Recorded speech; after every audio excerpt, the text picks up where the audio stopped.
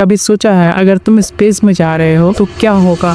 क्या तुम वापस आ पाओगे या तुम एक ऐसे अंधेरे में खो जाओगे जहाँ से कभी कोई लौट कर नहीं आया? दोस्तों, आज हम बात करने वाले यूनिवर्स के सबसे अजीब और डेंजरस चीज के बारे में। ब्लैक होल एक ऐसी जगह है जहाँ ग्रेविटी इतनी स्ट्रांग होती है कि लाइट भी बाहर नहीं निकल सकती, जहाँ टाइम रुक जाता है और फिजिक्स का हर रूल फेल हो जाता है। तो चलो मिलते हैं उस अंधेरे से जहाँ से अब तक कोई बच नहीं पाया। ये है the mystery of black hole, what happened if we fall in. हर ब्लैक होल एक स्टोरी से शुरू होता है, एक बड़े स्टार की कहानी, एक ऐसा स्टार जो हमारे सूरज से कई गुना बड़ा होता है। जब ये स्टार अपने लाइफ के एंड में पहुंचता है तो वो एक्सप्लोड करता है, मतलब ब्लास्ट करता है, जिसे हम बोलते हैं सुपरनोवा। और इसके बाद उसका बचा हुआ पार्ट अपनी ग्रेविटी के नीचे सिकुड़ जाता है। इतना ज्यादा सिकुड़ता है कि सारा मास एक छोटी सी जगह में आ जाता है और उसी जगह को कहते हैं black hole. So simple words में ब्लैक होल एक ऐसी चीज है जहाँ एक बड़ा स्टार अपने ही वेट की वजह से अंदर गिर जाता है और उसके आसपास की इनविजिबल ट्रैप बन जाता है। साइंटिस्ट ने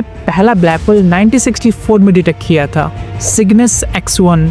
वहाँ एक नॉर्मल स्टार के पास एक इनविजिबल ऑब्जेक्ट था जो उसे खींच रहा था। उसी टाइम उन्हें समझ में आया ये कोई ऑर्डिनरी स्टार नहीं है, जो और है, एक ब्लैक होल। सवाल ये है, ये ब्लैक होल्स मिलते कहाँ हैं? ब्लैक होल्स पूरे यूनिवर्स में बिखरे पड़े हुए हैं, लेकिन सबसे बड़ा ब्लैक होल से हम सुपर मैसिव ब्लैक होल कहते हैं, जो कि हर गैलेक्सी के सेंटर में होता है। जैसे हमारे मिल्की वे गैलेक्सी के सेंटर में एक बड़ा ब्लैक होल है जिसका नाम है सैजिटेरियस A। उसका वेट हमारे सूरज से लगभग 40 लाख गुना ज्यादा है और वो एक ग्रेविटेशनल एंकर की तरह काम करता है। मतलब पूरे गैलेक्सी के स्टार उसके अराउंड घूमते हैं, मतलब हम सब एक ब्लैक होल के आसपास ही घूम रहे हैं। तो अजीब लगता है ना, पर यह 100% सच है। मेन प्रॉब्लम ये है कि ब्लैक होल दिखाई नहीं देता है। अब तुम सोचोगे साइंटिस्ट लोग पता कैसे लगाते हैं ब्लैक होल है कहाँ? इसके लिए साइंटिस्ट ब्लैक होल के आसपास के इफेक्ट को ऑब्जर्व करते हैं। तो कोई स्टार या गैस ब्लैक होल के आसपास से गुजरता है तो उसकी ग्रेविटी के चक्कर में आकर बहुत फास्ट घूमता और हीट प्रोड्यूस करता है। ये हीट एक्सरेज के फॉर्म में निकलती है जो स्पेशल टेलीस्कोप डिटेक्ट कर लेती है। और जब तुम इस इमेज को देखते हो तो लगता है जैसे एक ग्लोइंग रिंग के बीच में एक परफेक्ट ब्लैक सर्कल है, वो सर्कल ही ब्लैक होल। अब सुनो सबसे इम्पोर्टेंट पार्ट, ब्लैक होल के आसपास एक इनविजिबल लाइन होती है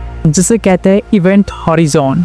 ये एक ऐसी बाउंड्री है जिसके अंदर जाने के बाद कुछ भी वापस नहीं आ सकता, न लाइट, न मैटर, न कोई सिग्नल, क्योंकि वहाँ ग्रेविटी इतनी ज्यादा होती है कि एस्केप करने की स्पीड लाइट के स्पीड से भी ज्यादा हो जाती है। मतलब ब्लैक होल से निकलने के लिए मान लो 50 किलोमीटर पर सेकेंड की स्पीड चाहिए, पर फिजिक्स के हिसाब से दुनिया में सबसे तेज स्पीड लाइट का होता है और इसका स्पीड 40 किलोमीटर पर सेकेंड ही है। तो क्या वो निकल पाएगा? बिल्कुल नहीं। अगर कोई चीज एक बार उस बाउंड्री के अंदर चली गई वो हमेशा के लिए अंदर ही फंस जाती है, कोई वापस बाहर नहीं निकल पाता है। That's why उस लाइन को कहते हैं पॉइंट ऑफ नो रिटर्न। अब सोचो अगर तुम स्पेस में हो और गलती से ब्लैक होल के पास चले जाओ तो क्या होगा? सबसे पहले तुम्हें कुछ अजीब फील होगा, तुम्हारा बॉडी स्ट्रेच होने लगेगा। ऐसा क्यों?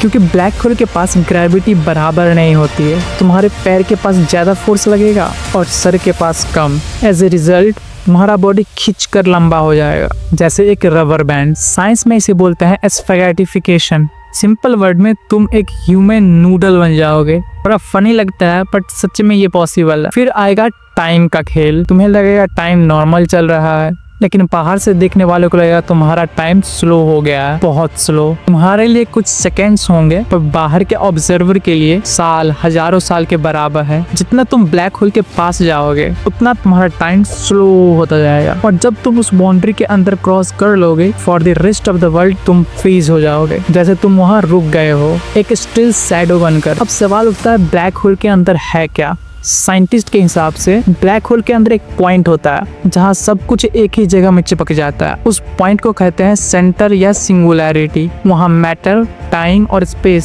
सब अपनी पहचान खो देते हैं, जैसे पूरा यूनिवर्स एक पॉइंट में सिमट गया हो। ये वही जगह है जहां साइंस के सारे रूल्स फेल हो जाते हैं। लेकिन कुछ साइंटिस्ट ये सोचते हैं कि वहां एक और यूनिवर्स है। क्या ब्लैक होल एक गेट हो सकता है किसी और दुनिया का? कोई नहीं जानता। साइंस के पास इसका आंसर अभी तक नहीं है। कुछ लोग कहते हैं ब्लैक होल के दूसरे साइड में एक नया यूनिवर्स हो सकता है, पर कुछ कहते हैं ये एक डेड एंड है जहाँ सब कुछ खत्म हो जाता है। सबसे बड़ा मिस्ट्री तो ये है कि जो चीज ब्लैक होल में गिरती है उसका क्या होता है, क्या वो हमेशा के लिए गई या उसकी इन्फॉर्मेशन कहीं सेव रहती है। कुछ साइंटिस्ट ये कहते हैं ब्लैक होल सब कुछ निकल जाता है, लेकिन क्वांटम फिजिक्स के हिसाब से यूनिवर्स में कोई भी इन्फॉर्मेशन कभी डिस्ट्रॉय नहीं होती।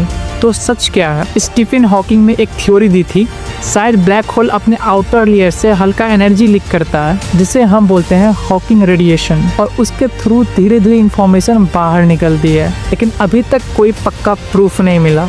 इसीलिए ये अभी भी एक बड़ा मिस्ट्री बना हुआ है। ब्लैक होल हमें एक सिंपल बात सिखाता है, हम यूनिवर्स के सामने बहुत छोटे हैं, एक गलत मूव और हम हमेशा के लिए गायब। लेकिन यही चीज हमें इंस्पायर भी करती है और सीखने की क्यूरियोसिटी जगाती है। ब्लैक होल सिर्फ एक डराने वाली चीज नहीं है, बल्कि ये एक टीचर है जो हमें दिखाता है यूनिवर्स कितना मिस्टीरियस एंड पावरफुल है। शायद उसके अंदर वो आंसर छुपा हो जो हम अभी ढूंढ रहे हैं, टाइम ट्रेवल, अदर यूनिवर्सेस, पर शायद लाइफ के नए फॉर्म्स। नेक्स्ट टाइम जब तुम रात को स्काई को देखो, याद रखना कहीं ना कहीं एक ब्लैक होल तुम्हें छुप कर देख रहा है। अगर तुम्हें ये वीडियो पसंद आया और तुम्हें लगा कि ब्लैक होल सिर्फ साइंस का टॉपिक नहीं है बल्कि एक रियल लाइफ मिस्ट्री है, तो मेरा नेक्स्ट वीडियो मिस मत करना। उसमें हम जानेंगे एक और कहानी जो स्पेस नहीं, इंडिया की हिस्ट्री से जुड़ी है, the reality of the Maratha empire. एक ऐसी स्टोरी जहां पावर, स्ट्रेटेजी और ब्रेवरी ने पूरा देश बदल दिया। एंड स्क्रीन पर लिंक है, क्लिक करो और चलो टाइम ट्रैवल करते हैं स्पेस के अंधेरे से हिस्ट्री के बैटलफील्ड तक। मैं मिलता हूं तुम्हें वहां। टिल देन, जय हिंद, जय भारत।